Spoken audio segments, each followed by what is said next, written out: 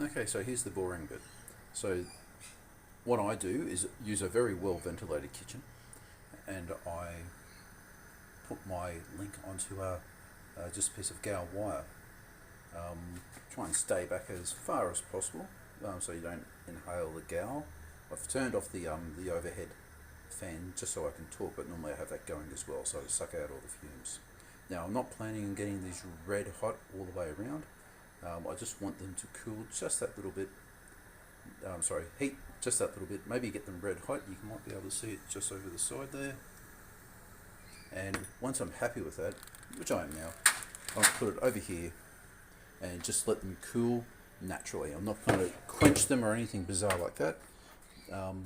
Just let them cool naturally, and hopefully they'll anneal just that little bit. Also to burn off the Gauze. I found that it does help. Just simply using raw Gauze and trying to hit it, it's still just that little bit hard. This works really well. Anyway, next bit is the hitting of things. Talk to you soon.